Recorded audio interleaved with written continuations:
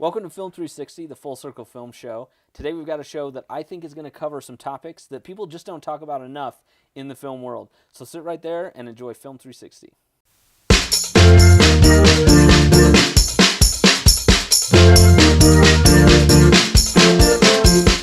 Okay, before we get any farther, I really want to thank our sponsor, Creative Stream. They're here in Provo, and they're letting us use this awesome space. We'll run a little ad here shortly so you can see what it looks like, but they've got everything here that you could Pretty need amazing. for smaller productions and so forth. So awesome stuff. Anyway, my guest tonight, really excited. We've been friends for over a decade now. Wow. Yeah. That long? Yeah. Jeez. Crazy, right? Time flies. This is Nathaniel Drew. You might know him as Nate Drew.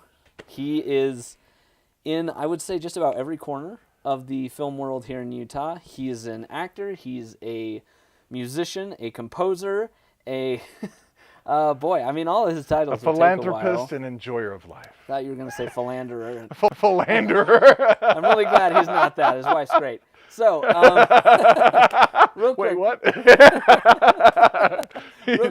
real quick, we're going to cut to a little trailer that I made for Nate being on the show.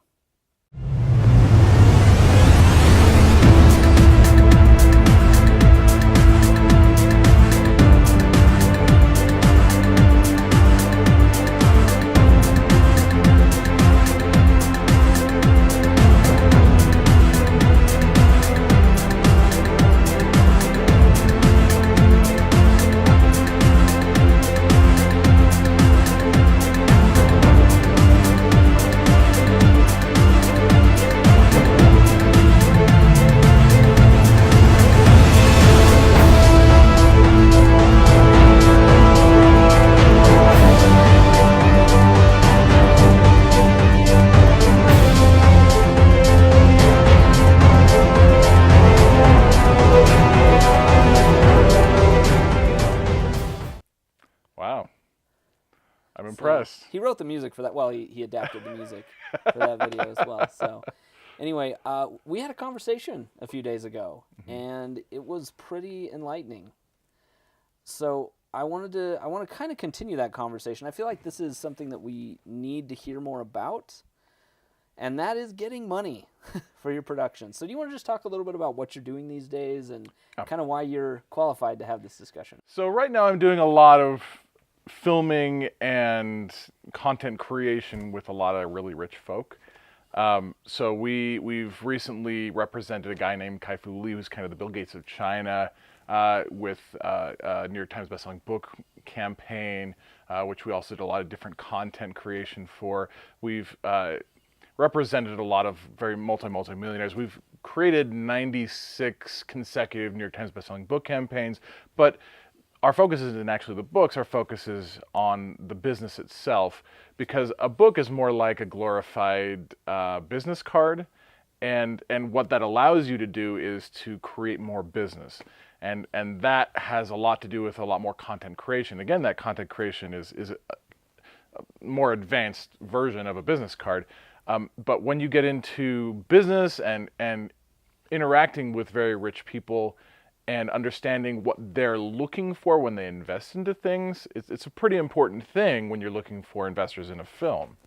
So. And this may not feel, for a lot of you watching, this may not feel directly related, what he's talking about with the books and everything.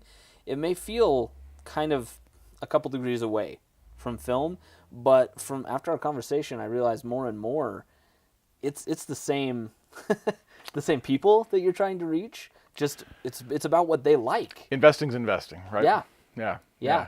So I think the very first question, which this is one probably a lot of us have heard, but the very first question is, you are ready to get your thing made. You've got it written. You've got maybe some pieces of your creative team. I'm assuming no names if it's like most cases. But you've got all this momentum building in your small group. Right. What do you do? Well, so I mean, there's two different trains of thoughts on this, right? So you have the festival route where you get your friends together, you film something cool, and it's really fun, and you go out and you just have like a ton of fun, and you put it into festivals, which is awesome and a lot of fun to do.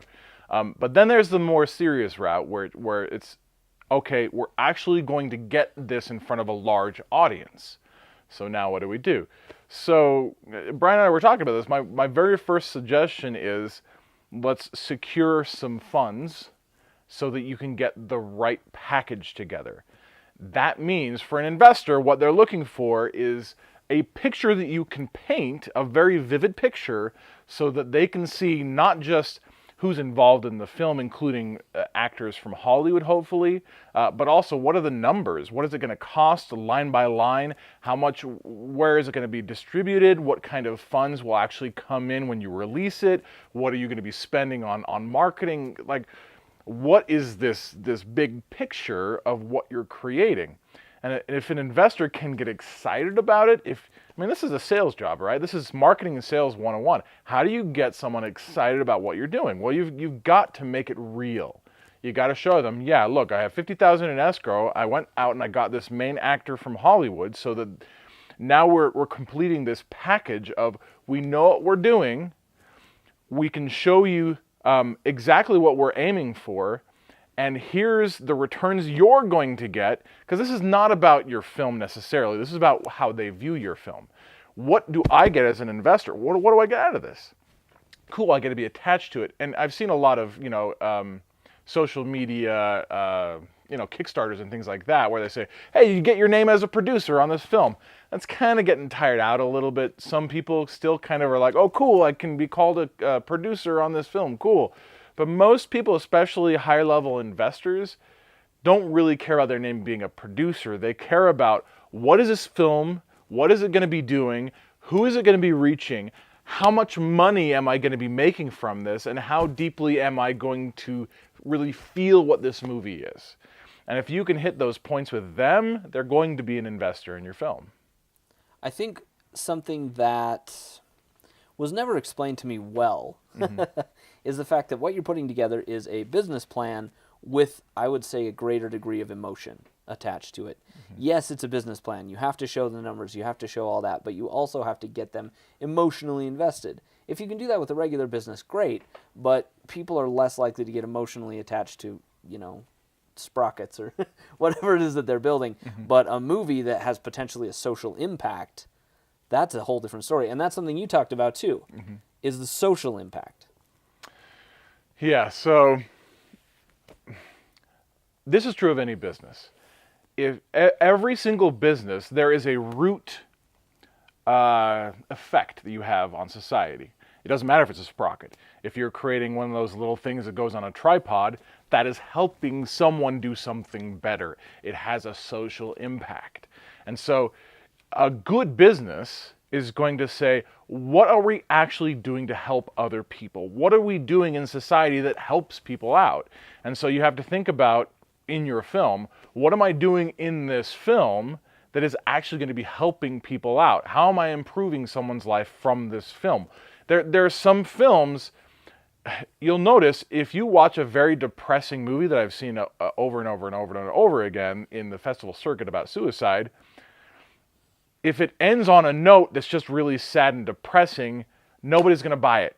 Nobody wants to watch that. Nobody wants to go home and just be depressed out of their mind and want to commit suicide. That is not something that's helping society.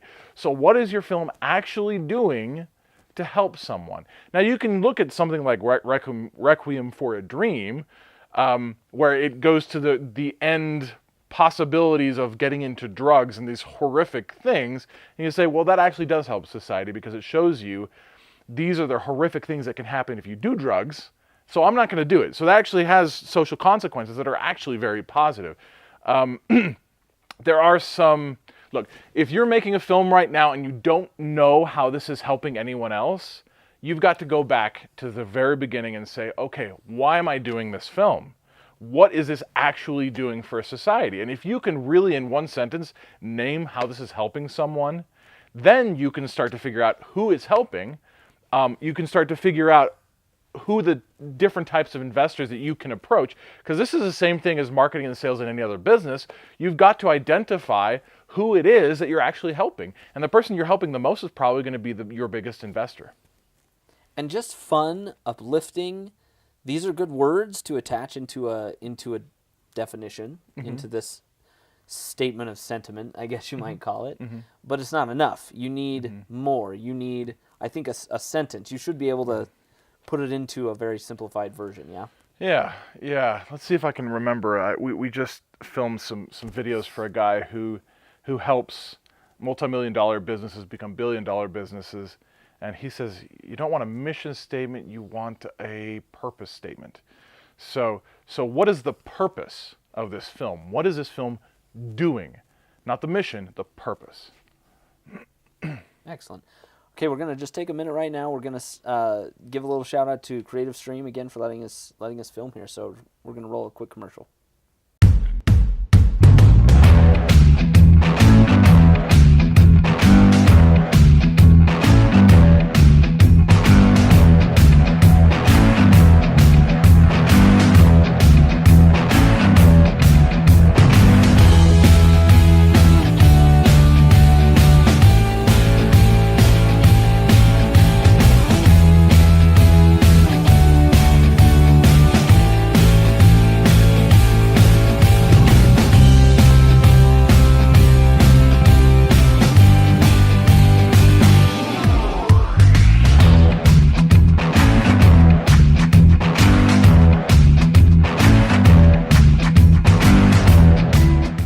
Welcome back.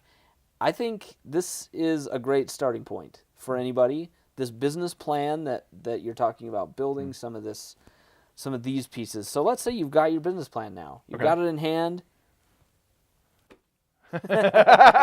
Now what the heck do we do with this? So once you have a business plan, a profit and loss statement, you have. Are you saying you have an actor attached to it? You have a package? Okay, just the business plan. Just have the plan. Okay. Written. And we've maybe looked at actors. We've considered these are some of the actors we think would be good fits, and this is how much we think they'll cost. Mm-hmm. Okay, so now it's time to figure out how dedicated you are to this. Is this really something that's your purpose in life? Is this something that's going to be a part of you? If it is, you're going to do what it takes to figure out how to get some money into escrow. So that could be approaching family members or friends. That could be it doesn't matter who it is. You have a circle of influence, and you've got to specifically approach this circle of influence.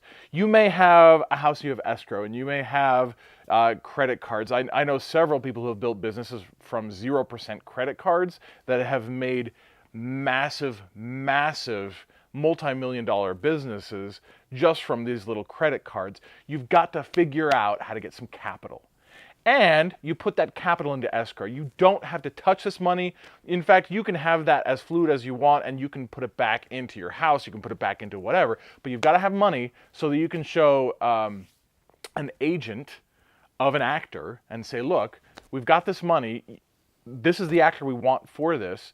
This is earmarked for your actor. Let's talk about him doing this film. We've got this business plan. We've got the script. I want you to read the script, and I want you to get back to me. So this is when you actually start creating a package. And a package means we are creating a group of people who are competent and who will actually draw an audience, including the actors. So actors will draw an audience. The crew will be competent enough to create the film that we're talking about. And you've got to show this to an investor to show them the big picture. This is our picture. This is what we're doing. And make it real for them. And that's when an investor starts to get really interested and excited about something like this. If they start to really see, oh, cool, you've got this B-list actor who I know. And again, you've got to approach the right investors, right? Because they've got to be, I mean, if you're doing, say, an Jane Austen style film, it's got to be an investor who understands Jane Austen. It's got to be someone who's excited about doing something in this genre. And then if you get a certain actor, typically they'll understand who that actor is because they're in that world. And you want to get an actor who is in that world in some way, someone that your audience is going to relate to, right? Excellent. So this is one of the things that I have wondered about is how do you progress? I mean, how do you negotiate with agents, with these actors? What's that process like? Is it all email? Do you have to go meet them in person? Do you? Well, so there's a thing that I really believe in. There was some some study done on intimate relationships in the early 1900s, and it's still kind of the gospel of psychology today as far as marriage and intimate relationships. We have created a thing called the 12 steps of intimacy, and if you skip any 2 steps, it doesn't matter where in progression you skip those steps, then it feels that the other person will feel like you're a pickup artist. You're trying to get a one-night stand type of a thing. And so in any relationship that you create, you've got to progress as slowly as you can as far as them feeling good about the relationship. And the best way to approach any relationship is intimately. That means face-to-face. So if you can figure out a way to get face-to-face with someone, that is the best way to do it. So you may not know someone.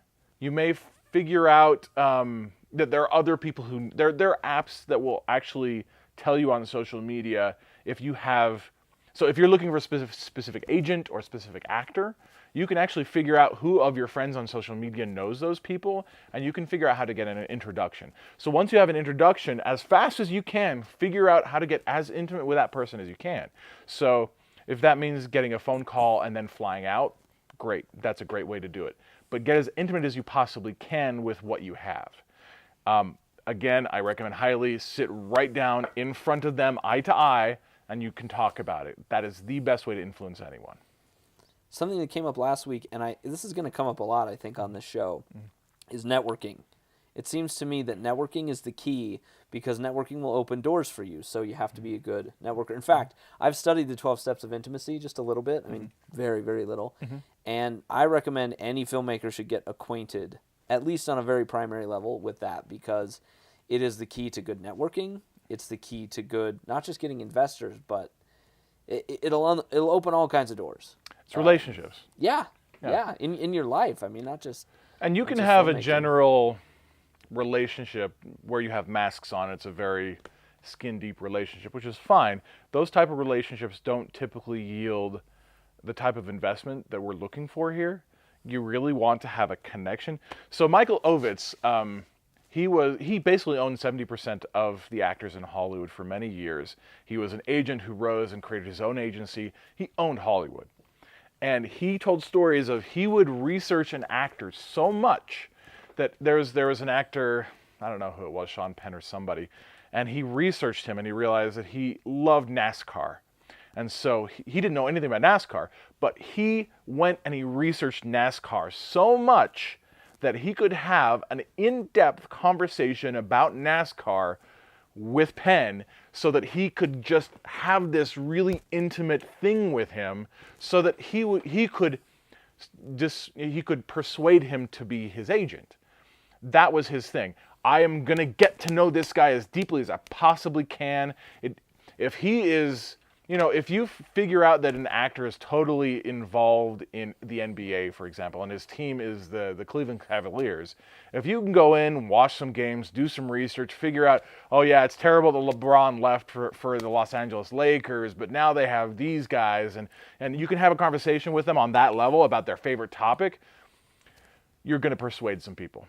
So if you're looking to persuade and be intimate with someone, do some research, get to know the person.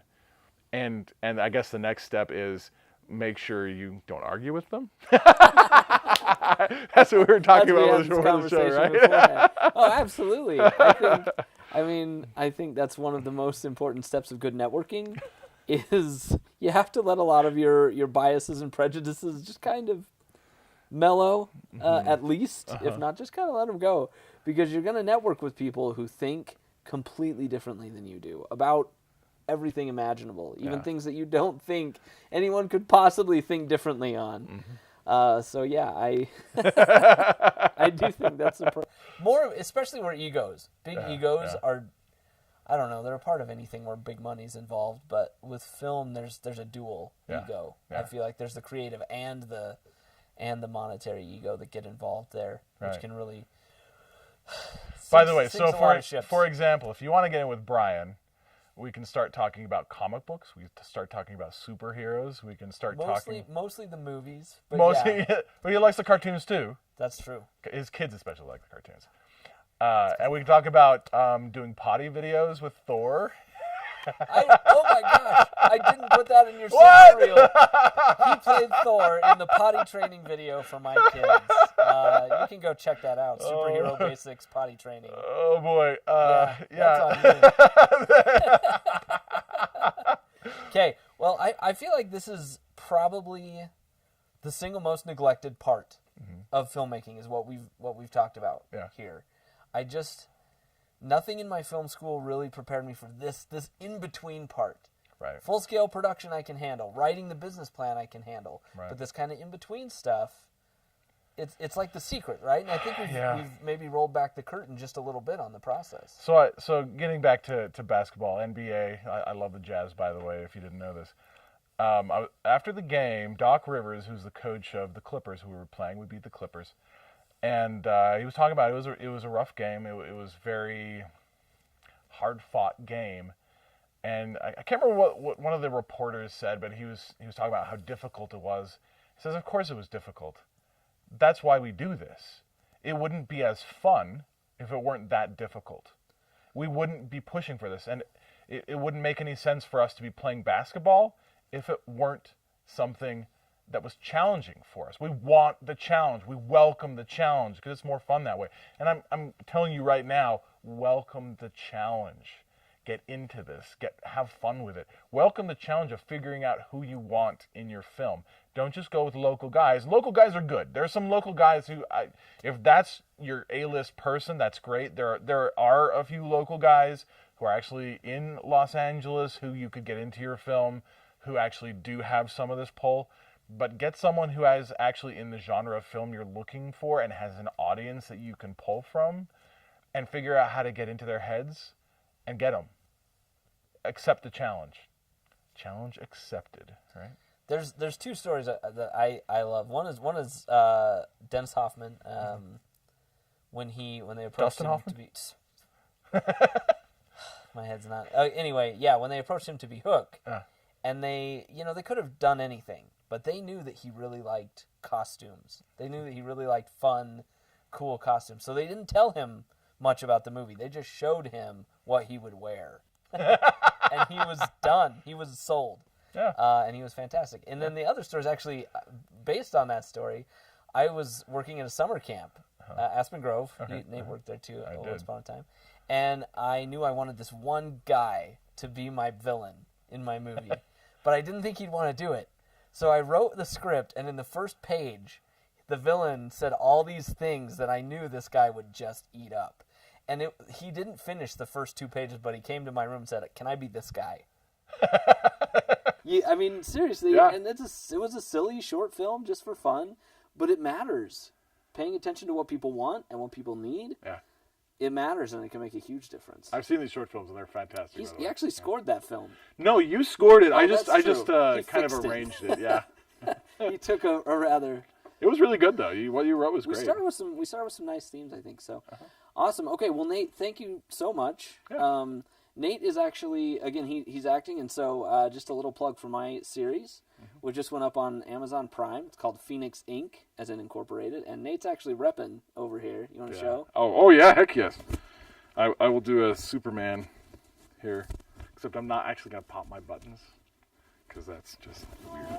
Look, Phoenix Inc., guys. Oh yeah. So check it out, baby. Check it out on Amazon Prime. If you have a local project that you're working on, that you would like to come talk on the show, please do. I would love to hear from everybody, from shoestring budgets and no-string budgets, all the way up to, the highest productions that we get in the state. So just reach out at the Film 360 page on Facebook, and like us, follow us, share us around with the filmmaking community, because we're not getting paid for this. My whole goal is just to share good information about film, especially on the local scene. So thank you so much for joining us. Again, thanks for Creative Stream.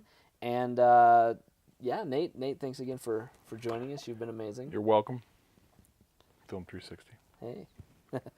Thanks so much. We'll see you next week on Film 360.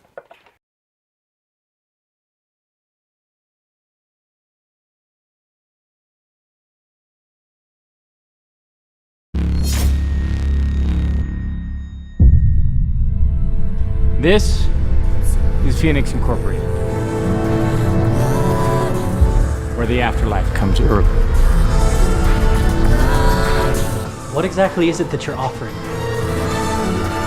We kill people. I didn't say they stayed dead.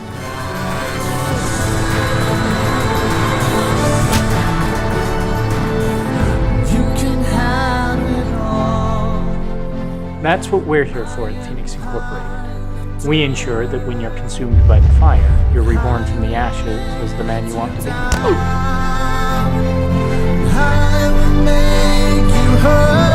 stop! Don't kill me, please! So what do you say, Mr. Williams? Are you ready to die now?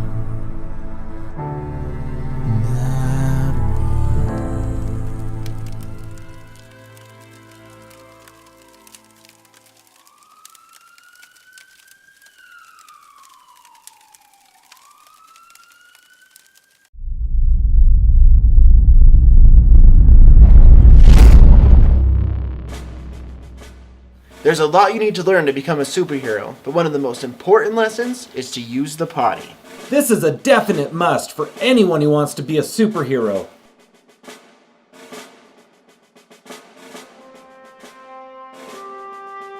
Even the Hulk does it. Hulk, potty! Using the potty is as easy as could be, so when you feel your spider senses tingling, it's probably time for you to be tinkling. There's nothing simpler than conquering the porcelain demon. For boys who need to tinkle, lift the seat. Girls, you don't have to worry about lifting the seat. Just sit down. After you've finished your business, be sure to put the seat back down. And remember, If you sprinkle when you tinkle, please be neat and wipe the seat. Well, that's it for your number one business. But we all know there's darker things that need to be taken care of in the potty. That's right, pooping.